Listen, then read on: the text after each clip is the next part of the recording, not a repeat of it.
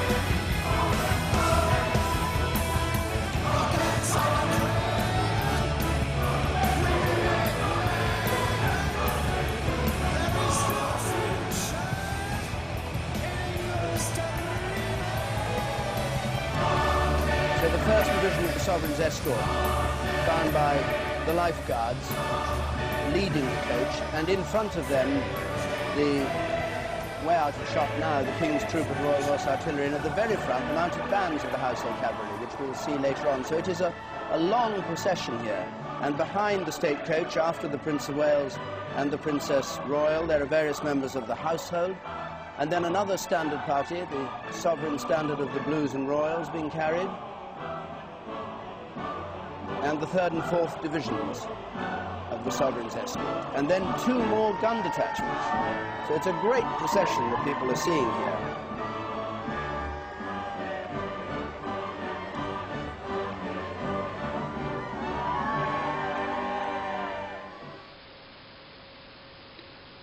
Well, it is no big news that Britain is a divided country, divided by class, divided by privilege, divided by wealth, and divided by culture. There are not many people that will openly say that they think that class division and inherited privilege are good things. Few would say that no social mobility is a bad thing. Few would say that the poorest should not have a chance to climb the ladder, achieve ambitions, and have a better life. But those same people will say that we need the monarchy. The fact that the monarchy blatantly enshrines in our constitution and our society the principle of equality does not seem to trouble them. The monarchy stands out as a massive symbol of our class-based, privilege-based, wealth-based society. Its malign influence permeates British society from top to bottom. I have only ever heard one argument put forward in defence of the British medieval monarchical system, apart from the trite one that it encourages tourism, which really does not deserve discussion.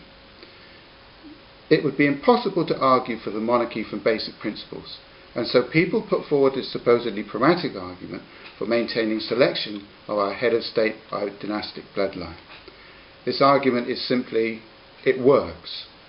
It works, but in what sense does it work? In making Britons see themselves as citizens, not subjects, aware of their constitutional rights and of the constitution they live under? In preventing the government at Number 10 from forcing divisive, faddish ideas on the British people? In terms of reducing the sense of exclusion for young people living in deprived areas? In terms of representing the nation to foreign heads of state who need to speak to somebody who has real power, not a figurehead? In holding up family values by its own conduct? There is not a single solitary sense in which the monarchy can be said to work. On the contrary, there are many ways in which it works to make our society more and more dysfunctional. And it is anti-democratic, not just in the simple sense that dynastic bloodline denies us the opportunity to elect our head of state, but also because all the institutions of state are there to serve it, the monarchy and not the people. All the great offices of state are formally entitled Her Majesty's this or Her Majesty's that. No mention of the ownership by the people or duty to them. It is said that Britain has no written constitution. That is not altogether true, for the explanation of how the constitution operates is plastered all over the place, in signs and letterheads everywhere, and you cannot fail to miss this. The British Constitution is wonderfully simple. Everything belongs to the monarch and is in the service of the monarch. Let's just look at some of the items on its inventory. Her Majesty's Treasury, Her Majesty's Armed Forces, Her Majesty's Revenues and Customs, Her Majesty's Government, Her Majesty's Loyal Opposition, Her Majesty's Court Service, Her Majesty's Government Security, Her Majesty's Land Registry, Her Majesty's Inspectorate of Constabulary, Her Majesty's Inspectorate of Schools, Her Majesty's Tribunal Service, Her Majesty's Civil Service, Her Majesty's Prison Service, Her Majesty's Secretary of State for Foreign and Commonwealth Affairs. Even the expression Her Majesty's Subjects, that is, you and me by the way, continues to be used in British legal discourse. And of course Her Majesty is also Supreme Governor of the Church of England. No written constitution indeed. There is your written constitution. It is not written up in some obscure statutory document. It is emblazoned all around us in public places and on our own special private communications with the state. And remember, all this ownership is not by virtue of the law. It is not that the Queen is above the law. She is the law. All constitutional, civic and criminal law is embodied in her person and only hers. Of course, it might be said this is theoretical because the Queen does not actually exercise all her powers and rights of ownership and control.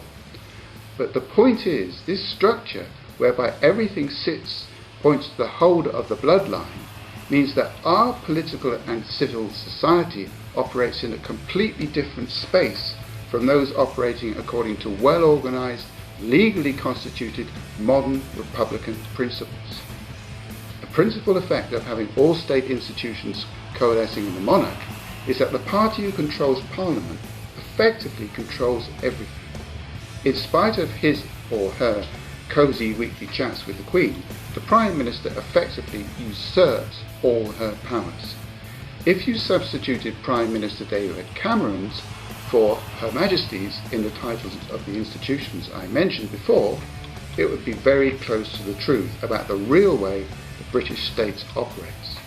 We could say Prime Minister David Cameron's Treasury, Prime Minister David Cameron's Armed Forces, Prime Minister David Cameron's Revenues and Customs, Prime Minister David Cameron's civil service, and so on and so on. Okay, the civil service and the courts may enjoy a measure of independence, but this is only at the PM's say-so and forbearance. And since the Thatcherite revolution of the 1980s, that forbearance, we have seen time and time again, has been less and less exercised. No Prime Minister since Thatcher has been able to resist interfering with the Treasury, the Revenue Service, the Civil Service, the Public Services, the Constitution, and so on.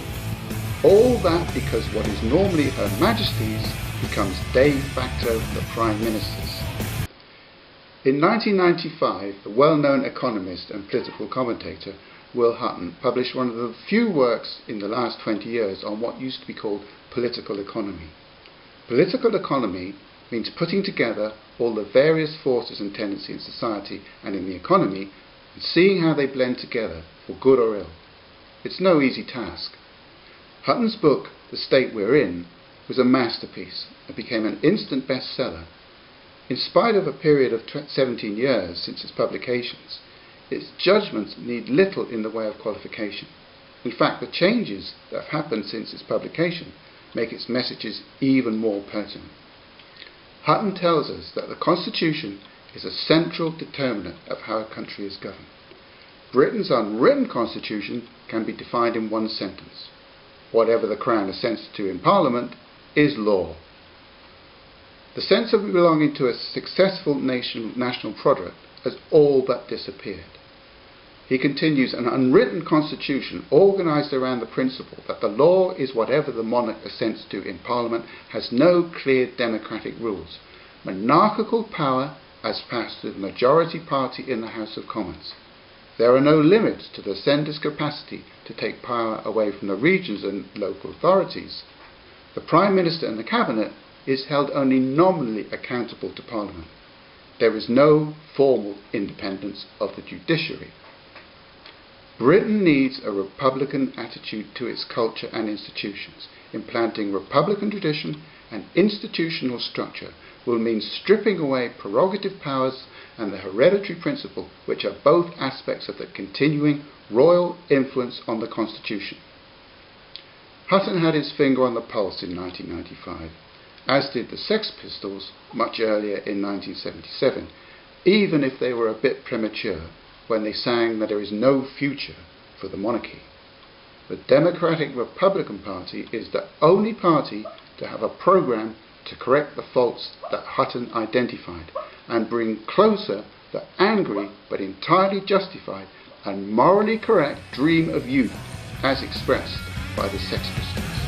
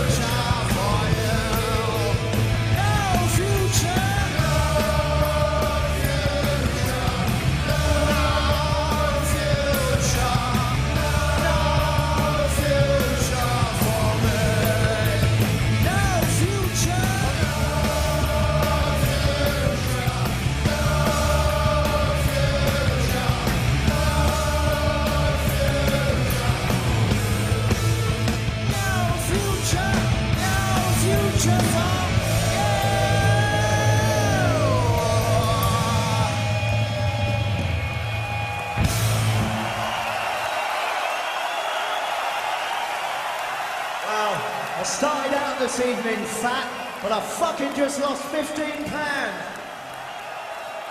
I'm fat, 50 and back. Unbelievable, I'm 51 and you lot sound more knackered than I do. I'm only half a century young.